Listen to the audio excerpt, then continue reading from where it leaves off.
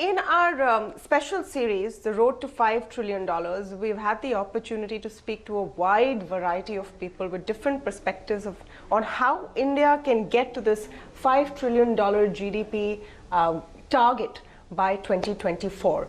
Today I have a very interesting guest and we're quite excited to hear his perspective on this big key question. I'm speaking to corporate doyen Harsh Mariwala. Mr. Mariwala, thank you so much for speaking with us here at ET Now. Yeah. We're talking also on at a very interesting time when India is going through its own set of challenges, sure. Some domestic, some as a result of the global climate. Yes. So let me start with a very broad question. Yes. This $5 trillion target that we talk about time and again. Yes. Do you think it's achievable, and do you think it's more than just a number? See, I think, let me start by saying that I'm not an economist, okay? Yeah. So don't ask too many complex questions about the economy, which I am not, shall I say, which I am not qualified to answer. Yeah. I can give my viewpoint based on my views as a businessman. Right. But if you ask me hard-nosed questions whether it's achievable, then you'll have to look at what is the likely growth rate. And in year one, we are at a much, much lower growth rate than the projected growth rate of maybe 9 or 10%. So the likely growth rate in the balance 4 years, I was told, is likely to be, it has to be around 10 to 12% to achieve the target of $5 trillion. But I think importantly, what I'm looking at is an aspirational goal. And I think what the Prime Minister has said, that this is an aspirational goal. And many times, I mean, we should try our utmost to achieve that aspirational goal. But as long as it can spur us in terms of increasing our growth rate from currently 5-6% to 8-10%, even if we are not able to achieve that 5 trillion, and if we are short by say half a billion, then in my opinion that's okay, because you are increasing your growth rate. I think the key thing is we need to increase the growth rate to a higher percentage compared to what we have been able to achieve in the recent past. And I think that's the key message I'm taking. You know why it's interesting to get your perspective is because the way Indian business grows will be a huge engine of reaching a $5 trillion dream or greater economic prosperity. Yes. And Indian businesses have also gone through a tough time. Rates of private investment have come down, etc. Yes. The space which you of course are a master at, FMCG is also hurting. You have consumption growth. Sure. What do you see in, say, the next year or so ahead? Do you see this situation first worsening and then improving, or are we at the brink of a change?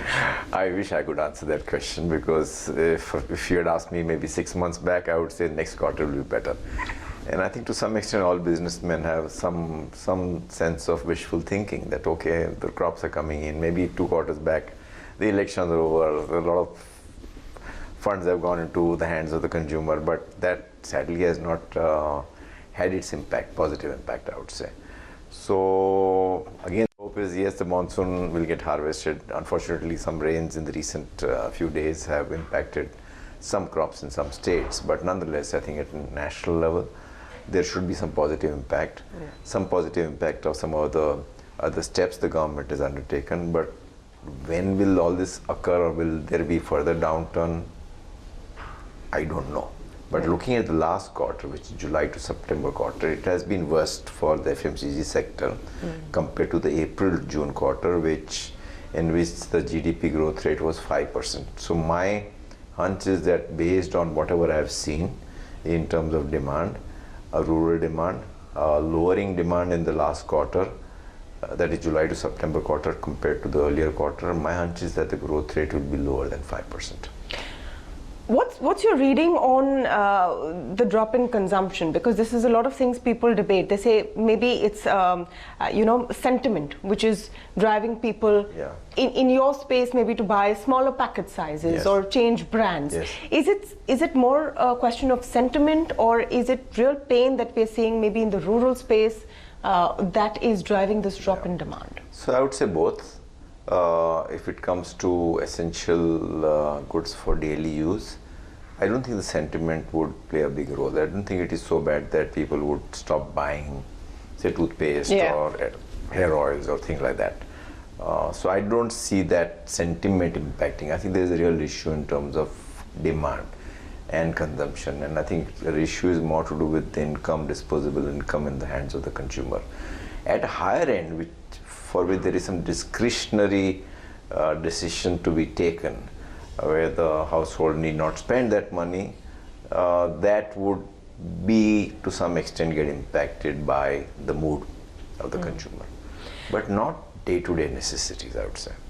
Well, let's look at what we're doing about the situation. The fact is that the government of the day has been pretty seized with the situation. There have been a slew of steps. And I think the biggest one for the corporate space is the reduction in corporate tax. What is your assessment of the move now that we know a lot of companies are waiting and watching before they move to the new regime? A lot will depend on what was your earlier tax rates and what are the kind of benefits you were getting. Either you were in backward area or because of whatever reason your effective tax rate was lower. So I think in companies like that where the effective tax rate is likely to be lower than 25%, they may continue on this front. But there are many other organizations where the effective tax rate was upwards of 30%. So they may move to this lower tax bracket. So I think over a period of time, next 3 to 5 years, everybody would be in the same bracket. I think it's a good move. It was not expected. The good part is that it is simplifying things. Then a lot of exemptions which were earlier the corporates were trying to get, and many of them not sound, because you were getting an exemption because because of Northeast area manufacturing. People were just going there because you were getting exemption, not because it was sound to locate a factory in Northeast. So those steps or some of the decisions which the corporates were taking because they were getting exemptions will be removed now. And I think that's a good thing. I think corporates should concentrate more on what is good for the business and arrive at sound decisions, and then not try to take steps which will lower the taxes, but it's not a good decision from a corporate point of view. I think simplification of tax and reduction in tax rate is a good sign to be given internationally also, in terms of perception about India. So it was a good step. It was not expected that this will be done, but the government has taken this step and it is welcome.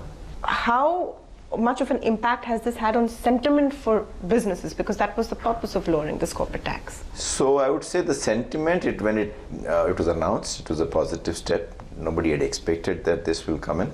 So sentiment, yes, it has had a positive impact on the sentiment. But will it lead to revival of the economy in the short term? I don't think so. For revival to occur, there has to be higher disposable income in the hands of the consumer. And for that to occur, the businesses at a fundamental level have to do well, or the agricultural sector has to improve, or the services sector also has to rock. So only the consumer demand revival will lead to the improved sentiment, because then you will start seeing increased growth rates, whether it is for FMCG products or whether it is for auto sector or consumer durables. Yeah. I think that's what we are looking for. Unfortunately, at this stage, I don't think the government has freedom to lower the personal income tax rates, because their finances are tight, and I think the fiscal deficit at some stage, it has to be, if not adhered to the original target, but it still has to be controlled. And I don't think the government has freedom to lower personal tax rates at this stage. Yes, it is needed. That's a different thing. But looking at the ways and means position of the government, I doubt whether the government will take that step unless they take some innovative steps to increase their revenues. And I think that's where I strongly feel that there is a strong need to bring in innovation. We have seen that in betting, there is so much betting taking place, whether it is cricket or whether it is elections, and it's a great way to tax that and make it legal. Yeah. And earn income. There is betting on races currently, which is legal, and they get some taxes. But a reasonable tax rate on betting would increase their income. A lot of money gets shifted to agriculture and shown as agriculture income tax. Above a certain limit, say 5 or 10 lakhs limit of agricultural income tax, can we think of taxing that? Can we think of monetizing of so many assets the government is holding on, so much of land, whether it's railways or public sector, and it's in billions of dollars. Can we think of far more aggressive privatization plan? Yeah. So if you look at all these things, there are enough opportunities for the government to raise money. I think it needs that strong will and that big step to make that happen. Well, because there will be opposition. Yeah, but the mandate is there. Mandate is there, the government has majority, but yeah, somewhere I think there is some degree of hesitation, even when it comes to labor reforms, because if I have to put up a capacity today, and tomorrow, because of the uncertain way of nature of the business, for example, if I'm in exports, all of a sudden, because of global developments, my business can get impacted. I put up a capacity, I recruit say 500 people or 300 people, and tomorrow the business tanks. If I'm not allowed the flexibility of dealing with that labor, I will never put up that, because I always have that fear, okay, what will happen if the business tanks? So I think the businesses fundamentally have to improve compared to many other countries. You've seen this spat between China and US. Yeah. Is throwing up a lot of opportunities at the global level. Who are the beneficiaries? Which countries? Vietnam, Korea, Bangladesh, which is our neighbor, but a lot of benefits should have come to us. And we have to look at it from an opportunistic point of view and take some steps. It will mean some hard decisions, and it will mean some decisions which some people don't like. But if you want to take compromise decisions, we will not be able to grow and reach that $5 trillion economy. Perhaps a big statement on the competitiveness of Indian business, broadly, nothing specific, was our decision to come out of RCEP. Yes. Do you have any views on that decision and what we need to do to make our businesses more competitive? Either today or tomorrow, we have to move there. So I'm not too familiar with RCEP in terms of its benefit or the likely impact it would have had if we had joined RCEP.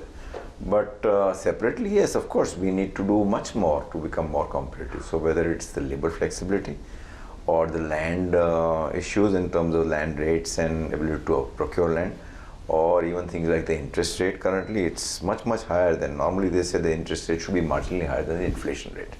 The inflation rate is say 3%. Interest rate should not be more than maybe 6% or 7%, but currently most corporates are paying interest in the range of 8, 9, 10%.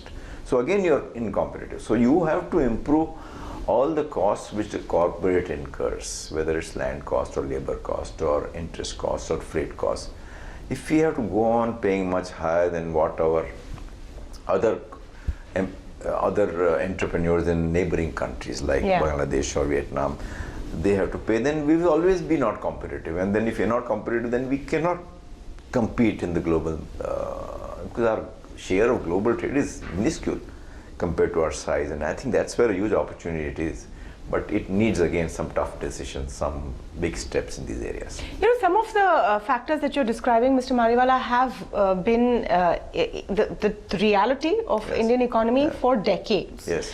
But we have, grown despite these. Yes. We've seen 8, 9% growth.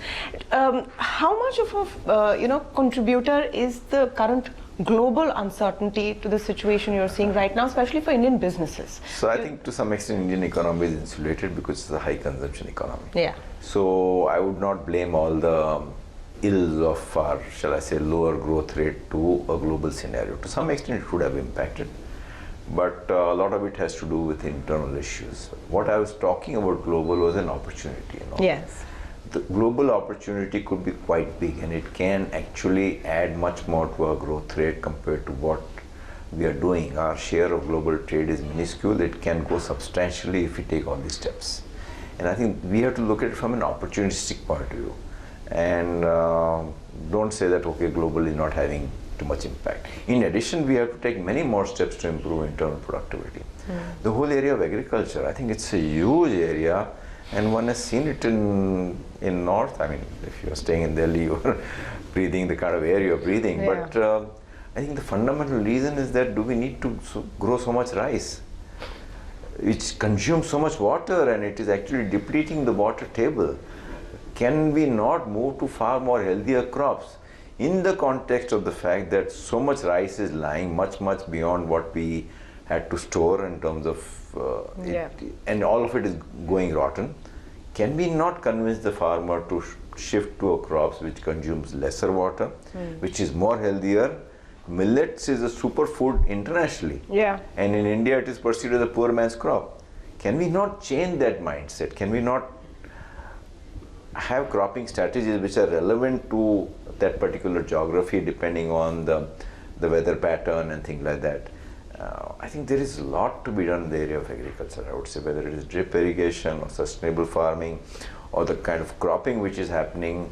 And I think that would reduce a lot of unnecessary pressure on the government, because the water table will improve. Even I think the government need not buy so much rice.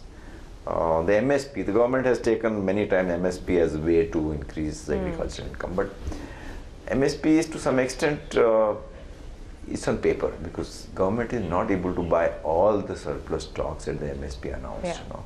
So at one level it becomes, okay, there is an MSP, but is it getting implemented, all that, all the surplus, whatever crops are being bought.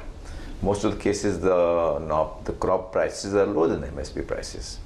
So because government also, the hands are tied on how much money can they have and how much can they purchase and how much can they store also. So I'm saying that fundamentally if we change the cropping pattern in the country and also back it up by demand generation for those particular crops, I think that will help a lot. And agriculture is one area where I strongly believe that a huge opportunity exists in terms of improving productivity. So the whole digital space, whether it is informing the farmer in terms of what to plant, the cropping practices, the hybrid also currently is only in cotton, and I think that's it. I know there is an issue in terms of hybrid, but most of the food we are importing from abroad is grown hybrid. So sometimes are we getting too caught into some of the controversies and not able to take some firm some steps where there is no fear, whether it's labor or land or productivity or whatever, or hybrids. Can they take some big step, or privatization or monetization? Yes, all these in an open economy will have two sides. Some people will oppose and some people say that this is good, but ultimately I think with this mandate the government has, they can only take those bold steps, and I think we need bold steps. I am also speaking to you on a day when there has been big news in terms of a downgrade and outlook by Moodys, etc. We're speaking on the third anniversary of demonetization. Do you think all of these create sort of an opportunity to take these bold moves that you're talking about? I would think so. If you look at the history of our own reforms, the biggest reforms happened in 1991. And that happened on the back of our foreign exchange crisis, and we saw the kind of reforms. The big corporate reform in terms of corporate tax rate happened when, again, there was perceived to be a crisis. So, I mean, sometimes the crisis could be good to you because it can shake you up and it can make you take some decisions which are far more bolder, but not to say that we should every time end in a crisis to move forward.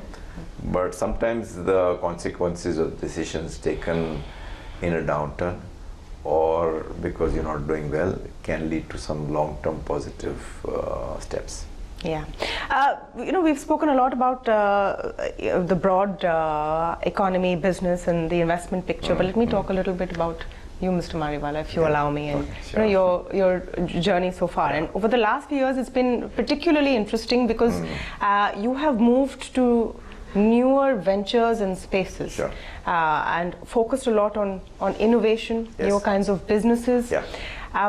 Do you see a greater potential in future there? So I would say innovation is something which is very dear to me. Whenever we have innovated in the organization, we've seen some discontinuous impact on our business, and with that kind of experience on innovation, we started the Marico Innovation Foundation. And that happened 13 years back, and in the last 13 years we have evolved and grown quite a lot. At that time, 13 years back, innovation was not on the top of the agenda of each and every CEO. But today if you ask any global CEO or Indian CEO, innovation will be there in the top 2-3 items. I think innovation is very important, not only in business but also in social sector, because it will enable us to quick jump opportunities. For example, the whole telecom revolution happened because of the mobile revolution, innovation, and we could jump many steps, and it had its impact in terms of positive impact on GDP growth rate, connectivity, and things like that. And many new businesses started because of the telecom revolution.